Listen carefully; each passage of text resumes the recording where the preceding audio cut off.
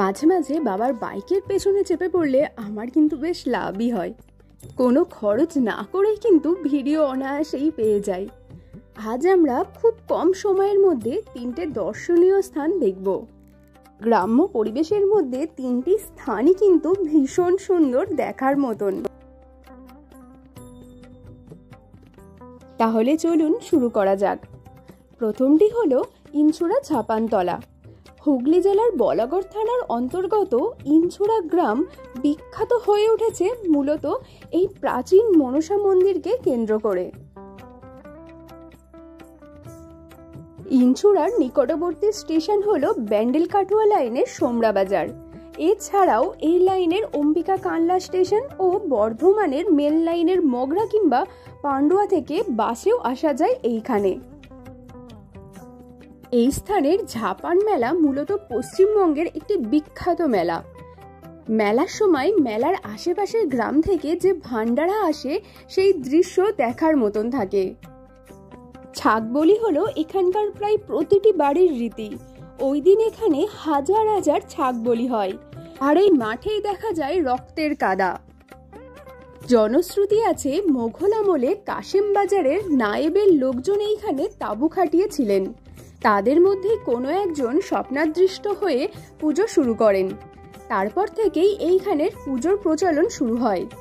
পরবর্তীকালে এখানকার বাকুলিয়া গ্রামের জমিদার পরিবার এই পূজার দেখাশোনা করতেন। আনুমানিক প্রায় 500 বছরের পুরনো এই পুজো। মন্দিরের সঙ্গে রয়েছে ছোট্ট একটি নাট মন্দির। হুগলি জেলার সবচেয়ে বড় ঝাপান মেলা এইখানেই অনুষ্ঠিত হয়।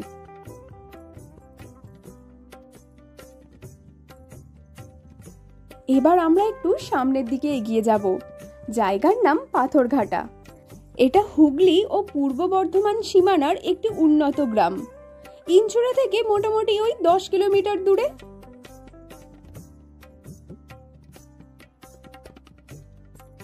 পথের ধারেই মাঠের পাশেই চোখ পড়ল বড় একটি মনসা মন্দিরের দিকে। ছোট বোর্ডে লেখা আছে পাথরঘাটা ঝাপানতলা। পূর্ব বর্ধমানের বিখ্যাত ঝাপান মেলা এই স্থানে অনুষ্ঠিত হয়। মন্দিরের গর্ভগৃহে প্রতিষ্ঠিত আছেন মা মনসা। মন্দিরের গর্ভগৃহ দর্শন করে আমরা একটু সামান্য এগিয়ে জানতে পারলাম এখানে নাকি নতুন একটি শিব মন্দির তৈরি হচ্ছে। জানতে যে গেলে পেরেছি আর ছাড়া যাবে না, চললাম মন্দিরের দিকে। মাত্র 1.5 কিলোমিটার দূরেই পাঁচপাড়া নামে এই গ্রামে পেয়ে গেলাম সেই সুন্দর নতুন শিব মন্দিরটি। সম্পূর্ণ লোকালয়ের বাইরে পুকুরের ধারে মাঠের মধ্যে যে এত সুন্দর একটা মন্দির থাকতে পারে, যা চোখে না দেখলে সত্যি বিশ্বাস করা যায় না।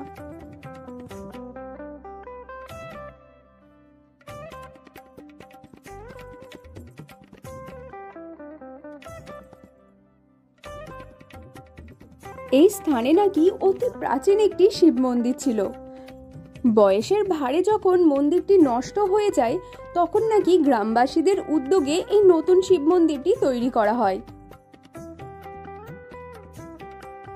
মন্দির এবং মন্দিরের পাশের এই পুকুরটি নিয়ে নাকি অনেক অলৌকিক ঘটনা আছে। যদিও মন্দির বন্ধ থাকার জন্য আমরা বেশি তথ্য সংগ্রহ করতে পারলাম না।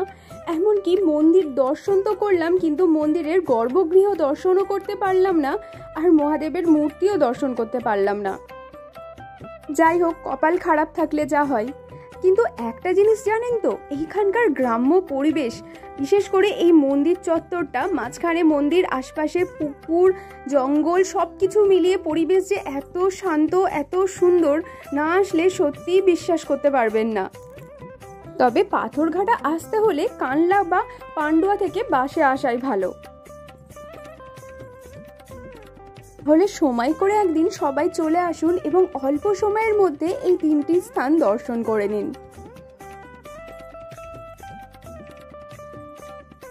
আপনারা সকলে ভালো থাকবেন এই আশা রেখেই আজকের ভিডিও এইখানেই শেষ করলাম।